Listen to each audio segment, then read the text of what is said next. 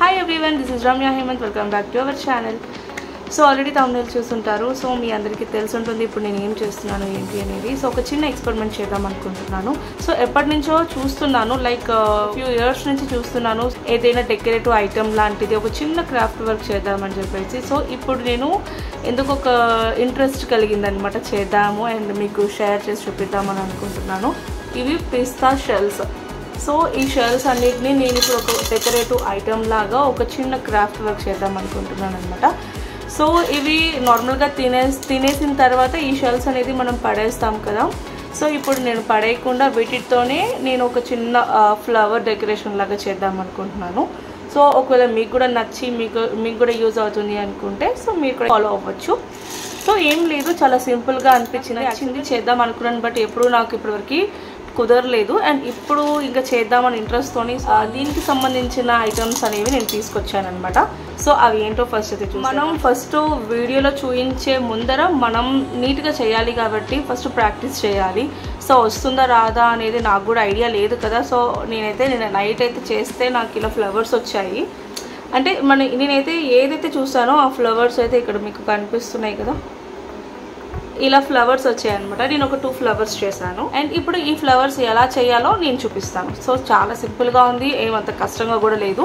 So మీ ఇంట్లో ఏదైనా వేస్ట్గా పడేసే ముందర ఒక చిన్న డెకరేటివ్ ఐటమ్స్ లాగా మీకు యూజ్ అవుతుంది అనుకుంటే మీరు కూడా ఒకసారి ట్రై. ఇప్పుడు ఈ ఫ్లవర్స్ చేయడానికి ఏమేమి ఐటమ్స్ కావాలో నేను ఇప్పుడు మీకు చూపిస్తాను. ఫస్ట్ అయితే పిస్తా షెల్స్, ఇంకా మీకు గ్లూ గన్, ఈ 2 ఉంటే చాలు.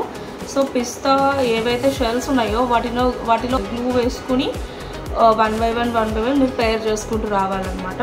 సో అది ఎలాగో ఇప్పుడు చూపిస్తాను. సో ఫస్ట్ అయితే ఈ గన్ని హీట్ చేసుకోవాలి, లైక్ పవర్లో ఇన్సర్ట్ చేయాలి ఈ ప్లగ్ని. సో అది హీట్ అవుతుంది. ఒక 2 to 3 minutes తర్వాత మీరు మళ్ళీ ఆఫ్ చేసేసుకుని మీరు ఈ గన్ని యూజ్ చేసుకోవాలి. చాలా మందికి తెలుసుంటుంది, సో తెలియని వాళ్ళకి ఇది యూజ్ అవుతుంది. సో ఫస్ట్ అయితే నేను రెడీ చేస్తాను. సో చూడండి, అండ్ దీంట్లోకి మనం గ్లూని పెడుతున్నాం అనమాట. సో ఇది గమ్ టైప్లో ఉంటుంది, కాకపోతే జాగ్రత్త, చాలా కేర్ఫుల్గా చూసుకోండి, ఎందుకంటే ఇది కాలుతుంది అనమాట, ఎందుకంటే ఇది హీట్ కదా.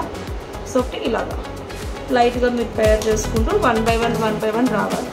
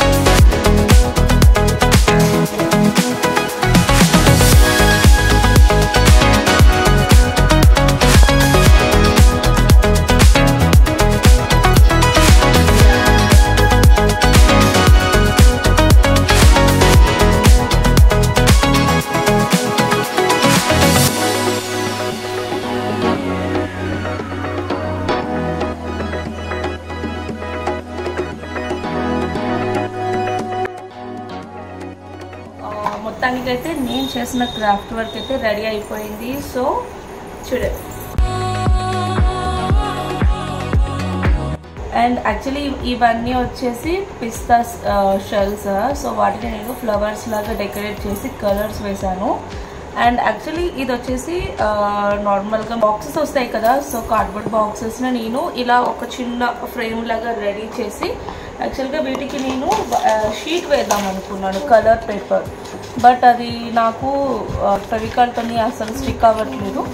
అందుకనే నేను ఇంకా ఇది తీసేసి నా హ్యాండ్తోనే పెయింట్ లాగా వేసాను. బ్లాక్ అండ్ బ్లూ రెండు మిక్స్ చేసి వేసాను. ఆ తర్వాత వీటిపైన నేను నేమ్స్ రాసాను. యాక్చువల్గా నాకు ఎలాంటి ఫ్రేమ్ చేయాలి అనే ఐడియా లేదు, పర్టికులర్గా ఇదే చేయాలి అనేది కూడా ఏం లేదు. జస్ట్ నాకు ఇప్పటికిప్పుడు ఏది తోస్తే వచ్చేసి అంటే మా 3 నేమ్స్ ఒకే ఫ్రేమ్లో రావాలని చెప్పి ఇలా ప్రిపేర్ చేశాను.